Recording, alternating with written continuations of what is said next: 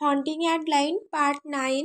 সতর্কবার্তা, এখানে অনেক ডার্ক সিন রয়েছে। নিজ দায়িত্বে পড়ুন। যারা অতিরিক্ত রোমান্টিকতা পছন্দ করেন না তারা চাইলে এটি স্কিপ করতে পারেন। The shadow. ছোট্ট যন্ত্রটার ফিসফিস শব্দে বুঝতে পারি আমার নির্দেশ আসতে চলেছে। আমি মুক্তি শক্ত করে নাড়াই। অস্থিরতা সাপের মতো স্নায়ু জড়িয়ে ধরে টাইট করে রাখে। মুখ্য এলাকার 5 জন সশস্ত্র, ওদের পেছনে 3 জন আর সামনে 4 জন। আমি গলা টান করে বাঁকাই, হাড় ভেঙে যাওয়ার মতো টুংটাং আওয়াজে মজা পাই। টেনশন কিছুটা কমে, কাঁধ ঢিলে হয়।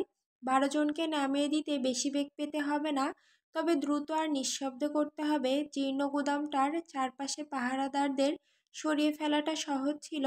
সন্ধ্যা অনেক আগেই নেমেছে, পর্যাপ্ত অন্ধকার দিয়েছে। ছায়ার মধ্যে লুকিয়ে নিখুঁত স্নাইপার শট নেওয়ার জন্য কয়েক সেকেন্ডই লেগেছিল। ওদের ভুল ছিল চোখের ওপর নির্ভর করা। ছায়ার ভেতর ঢুকিয়ে থাকা আমার ক্ষমতায় ওদের মৃত্যুর কারণ হয়েছে। যদি নাইট ভিশন গগলস পরতো, হয়তো ওদের একটু হলেও বাঁচার সুযোগ থাকতো। তখন অন্তত একটু বিনোদন পেতাম। জিভ চাটলাম, রক্তের স্বাদ জিভে কাটার মতো লাগে। সতর্ক থেকো জেড বলে আমার ডান হাত যে হ্যাকিংয়ে ও প্রায় আমার সমান দক্ষ, আর সেটা আমি শিখিয়েছি বলেই আমি পুরো একটা অর্গানাইজেশন তৈরি করেছি। একটাই উদ্দেশ্য, মানব পাচার বন্ধ করা। প্রথমে আমি হ্যাকার ছিলাম, দুর্নীতিগ্রস্ত সরকারের গোপন সত্য ফাঁস করতাম। তারপর যখন ওদের আসল রূপ, বিকৃত মানসিকতা দেখলাম, তখন ঠিক করলাম এই নোংরা লোকগুলোর প্রত্যেকটাকে মাটির নিচে মিশিয়ে দিব, নিচ থেকে শুরু করে উপর পর্যন্ত। মজুরিদের শেষ হলো, রানী তখন দুর্বল হয়ে পড়বে। কিন্তু আমি একসাথে হ্যাকার আর ভ্যারাটে খুনি হতে পারি না। আর আমি সত্যি উপভোগ করি ওদের মাথার খুলি ঢুকিয়ে দিতে। তাই নিজের হাতে গড়লাম জেড। হ্যাকার টিম তৈরি করলাম ভাড়াটেদের সহায়তার জন্য। চক্রের মধ্যে ঢুকে সবাইকে শেষ করে ভিকটিমদের নিরাপদে বের করে আনা। জেড এখন এত বড় হয়েছে যে প্রতিটি রাজ্যে এবং দেশের বাইরে পর্যন্ত টিম রয়েছে। এই গাড়িতে শুধু জেই আছে, কারণ 3 জন হ্যাকার যে কাজ করবে সে একাই তা করে ফেলে। আর আমি নিজের প্রাণ তার হাতে ছেড়ে দিতে পারি। আমি জের সতর্কবার্তা উপেক্ষা করি। আমার ভাগ্যের দরকার নেই, আমার দরকার স্কিল আর ধৈর্য। আর দুটি আমার যথেষ্ট আছে। দরজার কাছে গিয়ে দেওয়ালের সাথে গা লাগিয়ে নিঃশব্দে পাট ফেলি। দরজার কাছে পৌঁছাতেই হালকা ক্লিক আওয়াজ পাই। যে করেছে, পুরোনো বিল্ডিং হলেও প্রয়োজনে সর্বশেষ প্রযুক্তি বসানো আছে। চক্রের নেতা হই চাইছে জীর্ণ, পরিত্যক্ত চেহারায় থাকুক, যাতে কারো নজরে না আসে। তবে গৃহচ্যুত বা গ্যাংস্টারদের প্রবেশ ঠেকাতে প্রায় অদম্য করে রেখেছে। ক্লিয়ার সিস্টেম 10 সেকেন্ডের জন্য ডাউন, এখনই ঢোক। দ্রুত হ্যান্ডেল ঘুরিয়ে দিই, শরীর ঢুকিয়ে দিই, দরজাটা নিঃশব্দে বন্ধ হয়।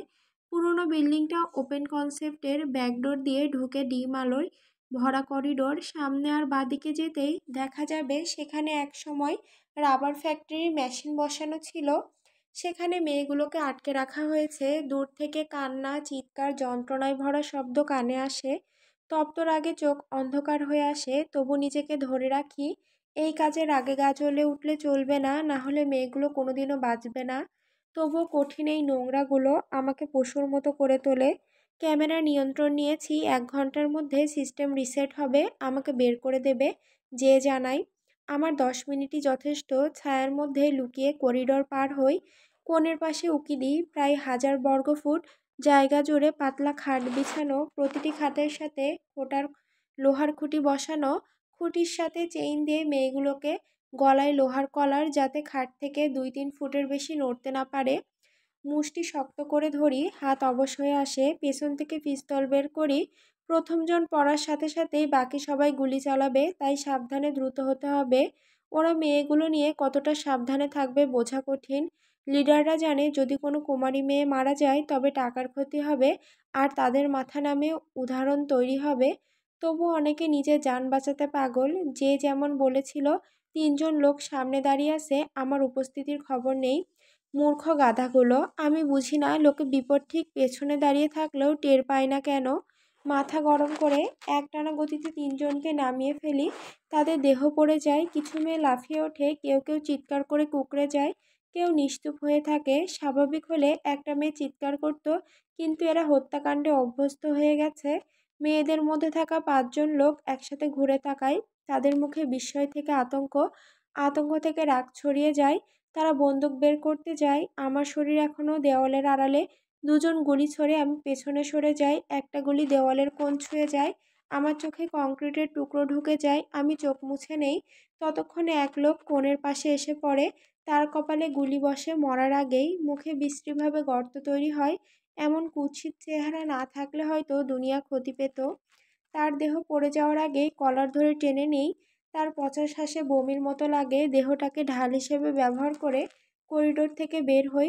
চারিদিকে গুলি উঠছে। দেহটাকে কয়েকটা গুলি লাগে। আমি দুইটা শর্ট ছুরি। দুটো দেহ পড়ে যায়। আমি ঢুকে পড়ি করিডোরে। রক্তাক্ত দেহটা সরিয়ে দিই। আমার মাথা সিমেন্টের মেঝেতে ঠক করে লাগে।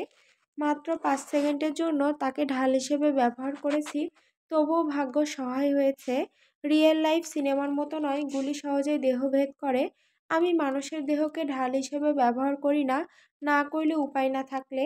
গুদাম জুড়ে চিৎকার, আতঙ্কের আর্তনাদ, মাগিটাকে মেরে ফেল ধরনের চিৎকার।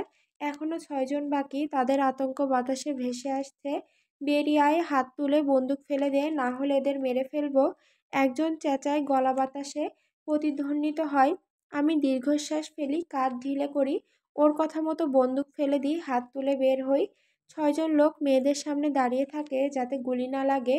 ওরা এটা করেছে শুধু প্রোডাক্ট বাঁচানোর জন্য, মেয়েদের জন্য নয়। এটা ভাবতেই গা গরম হয়। মজা তো এখনই শুরু হলো। আমি ঠোঁটে হালকা হেসে বলি, চুপ কর। লোকটা থুতু ফেলে চেঁচায়। মেক্সিকান টাক, পুরো শরীর জুড়ে ট্যাটু, জামা কাপড় থেকে দুর্গন্ধ বেরোচ্ছে। তার কপালে একটা বিশ্রী দাগ, মনে হচ্ছে কেউ পাউরুটির ছুরি দিয়ে কপাল চিরে দিয়েছে। এই তো ফার্নালদো মশাই, ঠিক যাকে খুঁজছিলাম। ফার্নালদোর চোখে ভয়। পিছনে টেবিলে রাখা ক্র্যাক পাইপ থেকে বোঝা যায় ওরা সব নেশার চোর। খারাপ খবর, এরা নেশায় থাকলে গুলি ছোড়ার আগে ভাবে না। আর এখানে 6 জনের আঙুল ট্রিগারে। তোরে কে পাঠাইছে? ফার্নালদো বন্দুক নাড়িয়ে চিৎকার করে। আমি নিজে এসেছি, আমি ঠান্ডা গলায় বলি। ওরা সবসময় ভাবে আমি কারো হয়ে কাজ করি, আমি কারো হয়ে কাজ করি না। লোকটা আমার মাথার ওপর গুলি ছোড়ে, আমাকে ভয় দেখাতে চায়। দেখলে হবে, ট্রিগার হ্যাপি। আমি চোখের পলক ফেলি না, বরং চারপাশ পর্যবেক্ষণ করি। বাঁদিকে একটা টেবিল, বন্দুক, সাইদানি, খালি বিয়ারের ক্যান, আরেকটা পাইপে ভর্তি। পারফেক্ট। আবার বলার সুযোগ দিব না, ক্যাব্রন। লোকটা ট্রিগারে আঙুল রাখে। তুই ফার্নালদো? আমি বরফের মতো স্থির শরীরে বলি। লোকটার চোখ বিস্ময়ে লাফিয়ে ওঠে। দূর থেকেও তার চোখে পাগলামি দেখতে পাই। এই লোক আর কাজে লাগবে না, নেশার চোর। তুই কেমনে জানলি আমাকে অনুসরণ করতেছিস? আমি দাঁত বের করে হাসি। এটাই তো আমি সবচেয়ে বেশি ভালো পারি। শুনেছি তুই নাকি এখানে বড়সড় খেলোয়াড়, সবকিছু নিয়ন্ত্রণ করিস। ওর গায়ে অস্বস্তির কম্পন টের পাই। এই হারামজাদা কিছুটা গর্ববোধ করছে, আমি জানি, যেন পৃথিবীতে ভালো কিছু করছে, অথচ আসলে শত শত ছেলে মেয়ের দুঃস্বপ্নে নরক ঢেলে দিচ্ছে। তোর কাছে কিছু সাহায্য চাইছিলাম ভাই। তাই নাকি? ও ঠাট্টার সুরে বলে, তুই কি ভাবছিস আমি তোকে কিছু বলবো নাকি? আরেকটা গুলি ছোড়ে। এইবার আমার খুব কাছ দিয়ে গরম শ্বাসের মতো গুলি চলে যায়। তবু আমি পলক ফেলি না। আর এই জিনিসটাই ওকে আরো খেপিয়ে তোলে। আমি নিঃশ্বাস ফেলি। ওর এই অবস্থায় কোনো কাজ হবে না। মাথা ঠান্ডা হওয়া পর্যন্ত ওকে অপহরণ করে রাখতে হবে। দৃষ্টি দ্রুত ঘুরিয়ে দেখি গুলি ছোড়ার আগে বাকি লোকগুলোকে আটকানোর জন্য আমার কাছে মাত্র 2 সেকেন্ড সময় আছে। 2 সেকেন্ডই যথেষ্ট। হুডির পকেটে হাত ঢুকিয়ে কাপড়ের ভেতর দিয়ে গুলি ছুড়ে দিই। বাঁ দিকের একজন সাথে সাথেই পড়ে যায়। এই অপ্রত্যাশিত হামলা আমাকে অল্প সময়ের জন্য সুযোগ করে দেয়।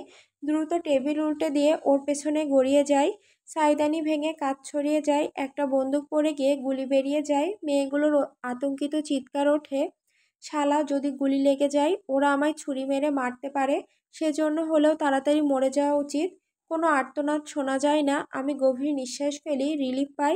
কিন্তু নিজের ওপর রাগ কমে না। ঘড়ির কাঁটার মতো সঠিক সময়ে গুলির বৃষ্টি নামে। মোটা কাঠের টেবিল ফুটো করে গুলি ঢুকে যায়। ভাগ্য ভালো, বেশিরভাগ গুলি ঢুকতে পারে না। এখন গুলি ছোড়া বিপজ্জনক। 1 ইঞ্চি বের হলেই পায়ের আঙুল উড়ে যাবে। আর আমি মেয়েগুলোর প্রাণ বিপদে ফেলে অন্ধকারে গুলি ছুটতে চাই না।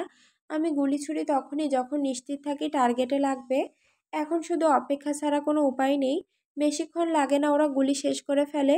কাপড়ের ঘষাঘষি আর গালি শোনা যায়। ওরা রিলোড করতে ব্যস্ত। আরও কম সময় লাগে বাকি 4 জনকে গুলি করে মেরে ফেলতে। ফার্নান্দো ছাড়া। ওকে পরে লাগবে। গুলির পর গুলি ঢুকে যায় ওদের মগজে, একসাথে দেহ মাটিতে পড়ে যায়। দেখলি? আমি জোরে বলি, নিশ্চিন্ত জানি যে ক্যামেরায় সব দেখছে।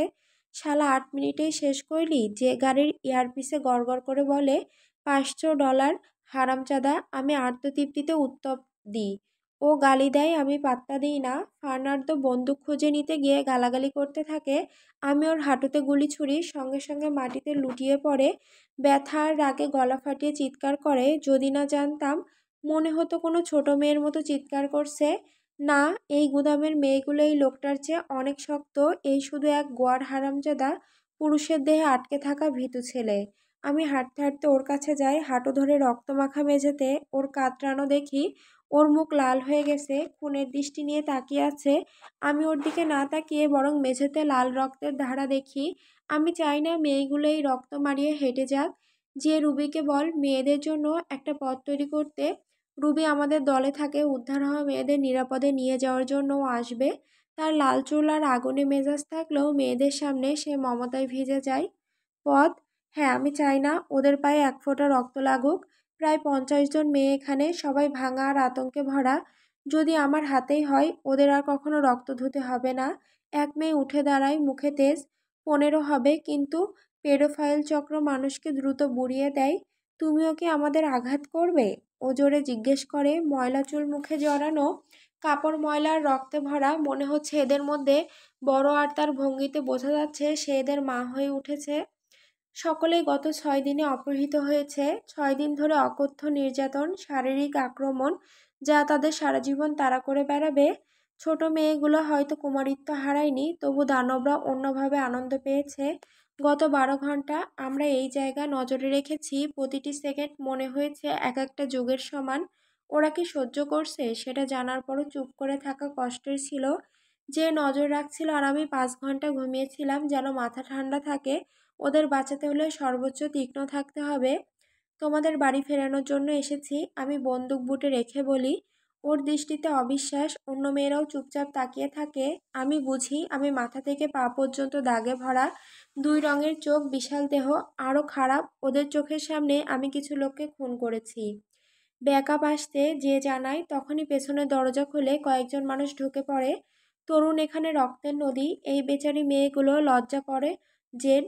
রুবির গলা শুনে আমার বুক কেঁপে যায়।